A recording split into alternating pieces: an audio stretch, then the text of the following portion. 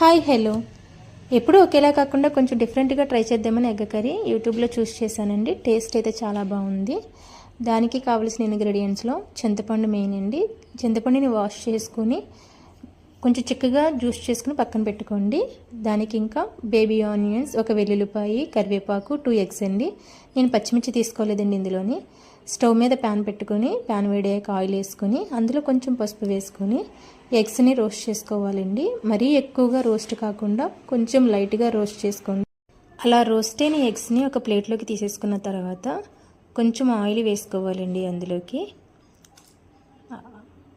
మెంతులు, ఆవాలు, జీలకర్ర, కరివేపాకు వేసుకోవాలండి. తర్వాత ఆనియన్స్ని కూడా వేసేసుకోవాలి. బేబీ ఆనియన్స్ తీసుకున్నానండి. మీకు కావాలంటే పెద్ద ఆనియన్స్ కూడా తీసుకుని కట్ చేసుకోవచ్చు. తర్వాత ఇంగువ వేసాను. ఆనియన్స్ అలా కొంచెం లైట్ బ్రౌనిష్ అయిన తర్వాత మనము వెల్లుల్లిపాయలు యాడ్ చేయాలండి. వెల్లుల్లిపాయలు మరీ ఎక్కువ రోస్ట్ అవ్వద్దండి. కొంచెం లైట్గా ఉడికించిన తర్వాత అందులో కొంచెం సాల్ట్, పసుపు, కారం వేసుకోవాలి. ఇంకా మసాలాలు ఏమీ వేయొద్దండి. కలిపేసుకుని మనం ఆల్రెడీ నానబెట్టుకున్నాం కదండి చింతపండు జ్యూసు. ఆ చింతపండు జ్యూస్ని ఇందులోకి వేసేయడమేనండి. నాకు 2 పర్సన్స్కి చేశానండి. మీరు ఇంట్లో ఉండే పర్సన్స్ని బట్టి ఆ జ్యూస్ క్వాంటిటీని పెంచుకోండి. అలా కలిపిన తర్వాత మూత పెట్టుకోండి. అది మరిగిన తర్వాత మనము ఎగ్స్ వేసుకోవాలి. మరిగిపోయింది కదండి. ఇప్పుడు ఎగ్స్ వేసుకుందాము. ఎగ్స్ వేసుకున్న తర్వాత